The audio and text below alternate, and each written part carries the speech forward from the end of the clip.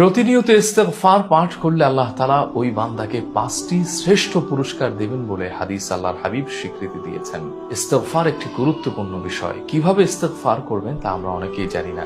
ইস্তেগফার শব্দের অর্থ হচ্ছে ক্ষমা প্রার্থনা করা, মাপ চাওয়া, সারেন্ডার হওয়া, গুনাহের স্বীকৃতি দিয়ে লজ্জিত হওয়া। ইস্তেগফার যে কোনো শব্দে করা যায়, তবে সুন্নাহ সমর্থিত কিছু শব্দ আমি আপনাদেরকে শিক্ষা দিচ্ছি। আপনি পড়তে পারেন আস্তাগফিরুল্লাহ, আপনি পড়তে পারেন রব্বিগফির ওয়ারহাম ওয়া আনতা খায়রুর রাহিমিন, আপনি পড়তে পারেন আল্লাহুম্মা ইন্নাকা আফুউন তুহিব্বুল আফওয়া ফাআফু আন্নি, আপনি পড়তে পারেন রব্বানা যালামনা আনফুসানা ওয়া ইল্লাম তাগফির লানা ওয়া তারহামনা লানাকুনান্না মিনাল খাসিরিন, অথবা আপনি পড়তে পারেন আস্তাগফিরুল্লাহ ওয়া আতুবু ইলাইহি। আল্লাহর হাবিব বলেছেন, যে ব্যক্তি প্রতিনিয়ত ইস্তেগফার করবে আল্লাহ তাআলা ইনস্ট্যান্ট নগদ তাকে 5টি শ্রেষ্ঠ পুরস্কার দিবেন। 1, মান লাজিমাল ইস্তেগফার জাআলাল্লাহু লাহু মিন কুল্লি দীকিন মাখরাজা, যে ব্যক্তি বেশি বেশি ইস্তেগফার করবে, ইস্তেগফারকে তার নিয়মিত আমল করে নিবে, তার রুটিন করে নিবে, ইস্তেগফারের সাথে আঠার মতো লেগে থাকবে, আল্লাহ তাআলা যাবতীয় বিপদ মুসিবত থেকে দ্রুত তাকে মুক্তি দিয়ে দিবেন। 2 নম্বর, ওয়া মিন কুল্লি হাম্মিন ফারাজা, যে ব্যক্তি বেশি বেশি ইস্তেগফার করবে যাবতীয় টেনশন, ডিপ্রেশন,